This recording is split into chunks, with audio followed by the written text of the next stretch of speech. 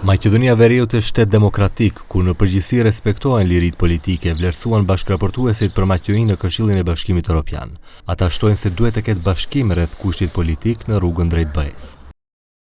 Tërësisht e përkrahim kandidaturën e vendit për antarësim në Bashkimin Evropian dhe i therasim të gjitha partitë politike të gjejnë kompromis për zbatimin e propozimit francez me vendosjen e komunitetit etnik bullgar në kushtetut. Nga ana tjetër, autoritetet bullgare nuk lëshojnë tepër kushtet. Presidenti bullgar Rumen Radev, i pyetur nëse pas takimit me kryetarin e Këshillit të BE-s Antonio Costa është i gatshëm për lëshime në lidhje me kërkesat e Maqedonisë, ai thiri që Maqedonia të mos arsyetohet duke thënë se Bullgaria nuk i zbaton reformat nga sfera e sondimit të së drejtës, pas çka mori përgjigje nga kryetari i partisë në pushtet Бойко Борисов. Ние изобщо не говорим за отстъпки. Такава дума в моя речник спрямо Република Северна Македония не съществува.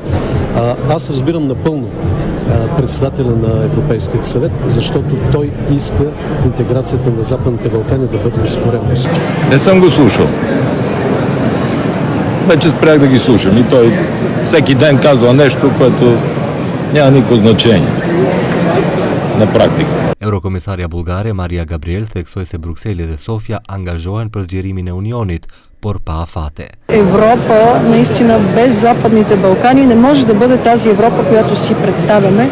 За това ще работим темата да стои високо в дневния ред и въз основа на принципа на собствените заслуги да има напредък, който не се изразява в определяне на точна дата. Së fundi, në samitin e Partive Popullore Europiane, Kristian Mickovski dhe Бойко Борисов shkurt e përshëndetën njëri tjetrin, por nuk u zhvillua takim mes tyre.